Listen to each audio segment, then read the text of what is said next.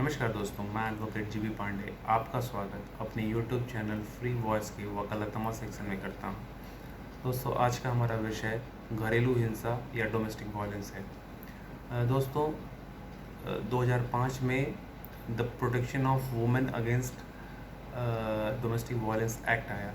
इसके अंतर्गत तीन तीन तरह के वायलेंस का जिक्र है।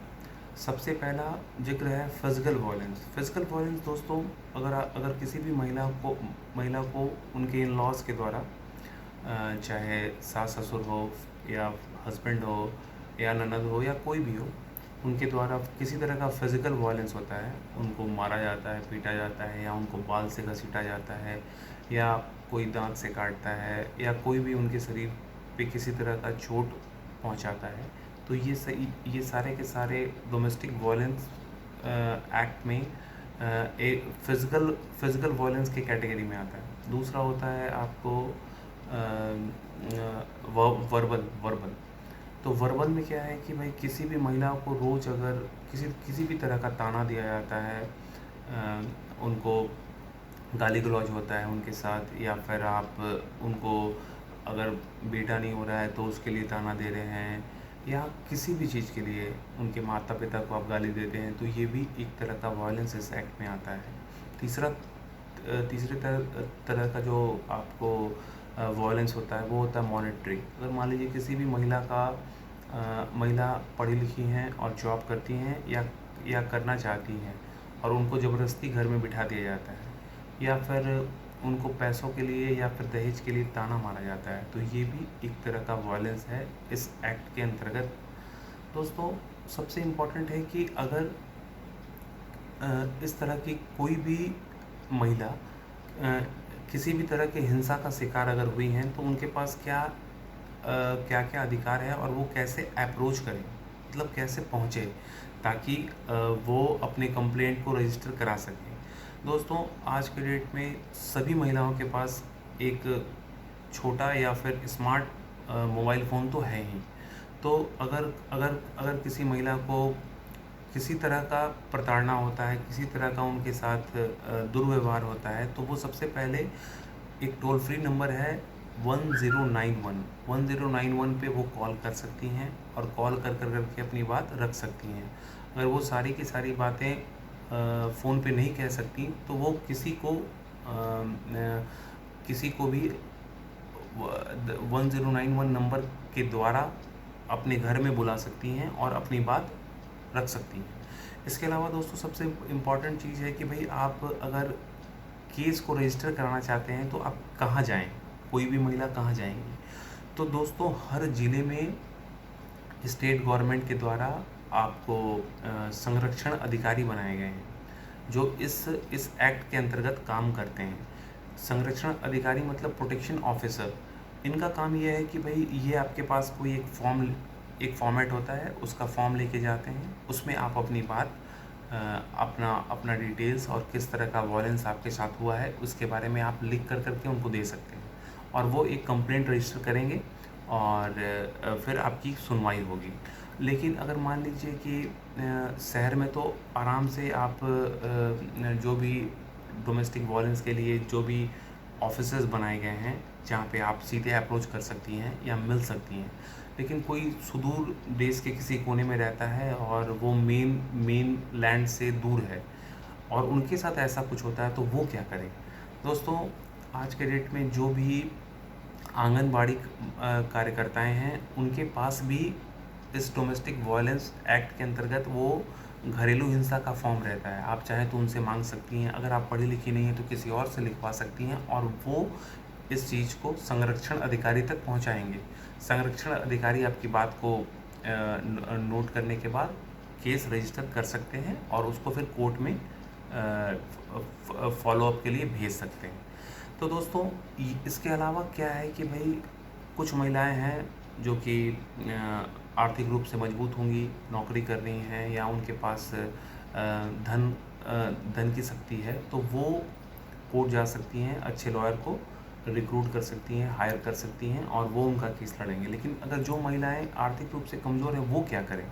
तो उस स्थिति में है दोस्तों कि हमारे संविधान में आर्टिकल 39 दिया हुआ है, 39A। 39A के अंतर्गत दोस्तों constitution provides for legal aid to the poor and weaker section of the society. अर्थात हर एक डिस्ट्रिक्ट कोर्ट, हाई कोर्ट और सुप्रीम कोर्ट में आपको एक लीगल एड सेक्शन रहता है। कोई भी गरीब महिला वहाँ पे जा सकती हैं, वहाँ पे आपको हर तरह के लीगल सजेशन मिलेंगे। उसके अलावा आपको वकील मिलेंगे जो आपके कंप्लेंट को रजिस्टर करने के बाद आपके केस को कोर्ट में लड़ेंगे। तो आप वहाँ पर फ्री ऑफ कॉस्ट उनसे सहायता ले सकती हैं। दोस्तों इसके अलावा PIL बहुत इंपॉर्टेंट चीज़ है। PIL जिसको कहते हैं पब्लिक इंटरेस्ट लिटिगेशन। तो PIL के द्वारा आप लेटर के द्वारा जिसको कहते हैं लेटर पिटिशन के अलावा के द्वारा अगर किसी महिला के साथ मान लीजिए मर्डर हुआ, किडनैपिंग हुआ या कोई भी तरह का वायलेंस हुआ और पुलिस अगर रजिस्टर नहीं कर रही है वो केस, अगर उनके परिवारजन अप्रोच करते हैं और पुलिस रजिस्टर नहीं करती है, तो अगर आप एक लेटर भी chief justice of high court या सुप्रीम कोर्ट या इन दोनों कोर्ट के एड्रेस पे भेजते हैं तो उसको भी एज ए कंप्लेंट रजिस्टर कर सकती है कोर्ट, और फिर आपको कानूनी मदद, कानूनी सहायता कोर्ट के द्वारा किया जा सकता है। तो दोस्तों डोमेस्टिक वायलेंस एक्ट में बहुत सारे ऐसे अधिकार दिए हैं और ये सब जो तरीके मैंने आपको बताएं इसके द्वारा आप कोर्ट को या संरक्षण अधिकारी जिसको प्रोटेक्शन ऑफिसर कहते हैं उनको आप अप्रोच कर सकते हैं और अपनी बात रख सकते हैं। लेकिन एक और इम्पॉर्टेंट चीज़ दोस्तों ये है कि भाई हम किसी भी कंप्लेंट को रजिस्टर करते हैं तो हमारे पास एविडेंस क्या है। तो दोस्तों जो साक्ष्य के लिए महिलाओं को अगर उनके पास एक स्मार्टफोन है तो वो कोशिश करें कि उसको अपने फ़ोन में जो भी उनके साथ हो रहा है या तो वॉइस रिकॉर्ड या वीडियो रिकॉर्ड कर सकती हैं, परंतु उनका जो कंप्लेन है उससे वो संबंधित होना चाहिए। अगर वो संबंधित रहेगा तो एविडेंस एक्ट के अंतर्गत वो साक्ष्य कोर्ट में एडमिसिबल है और वो आपके केस को मजबूत करता है। यही नहीं दोस्तों, उनको ये भी चाहिए कि अगर जो भी डोमेस्टिक वायलेंस के अंतर्गत जो भी फैमिली मेम्बर्स उनके साथ ख़राब कर रहे हैं सिर्फ उन्हीं तक केस को रजिस्टर करें। अगर उनके अलावा वो किसी और के अगेंस्ट करती हैं केस को रजिस्टर तो उससे उनका केस कमज़ोर बनता है, क्योंकि आप बाकी लोगों के विरुद्ध केस को साबित नहीं कर पाइएगा। तो इसलिए ये आवश्यक है कि आप उन्हीं लोगों के अगेंस्ट केस को रजिस्टर करें जिनके अगेंस्ट आपके पास सबूत है और जो आपके साथ सचमुच में बुरा बर्ताव कर रहे हैं। तभी जा करके आप अपने केस को प्रूफ भी कर पाइएगा कोर्ट में, और आपको कोर्ट से राहत भी मिलेगी, सहायता भी मिलेगी। दोस्तों इसके अलावा है कि भाई क्या इस एक्ट में पुरुषों के लिए भी कुछ अधिकार है?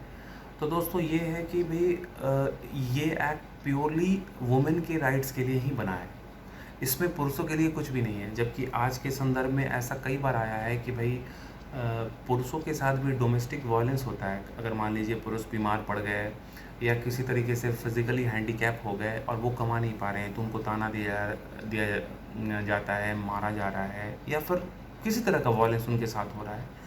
तो उस स्थिति में पुरुष हिंदू मैरिज एक्ट के अंतर्गत क्रुएलिटी के अगेंस्ट वुमेन के पार्ट पे जो क्रुएलिटी है उसके अगेंस्ट डिवोर्स पिटीशन फाइल कर सकते हैं, और अगर उनके तथ्य में सच्चाई है तो उनको ज़रूर से किसी न किसी तरह की मदद, सहायता मिलेगी और हो सकता है कि वो सफल भी रहें और उनको डिवोर्स इसी बुनियाद पर मिल सकती है। तो दोस्तों ये डोमेस्टिक वायलेंस के कुछ इम्पॉर्टेंट सेक्शंस थे जिसको मैंने आपको बताया, और क्या क्या अधिकार हैं, कैसे आप अप्रोच करें।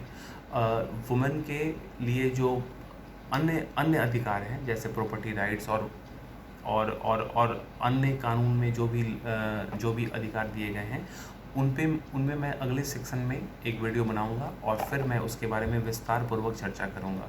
अगर ये वीडियो मेरा आपको अच्छा लगा हो तो कृपया इसको लाइक करें, सब्सक्राइब करें और शेयर करें। इसके लिए आपका बहुत बहुत धन्यवाद। Thank you.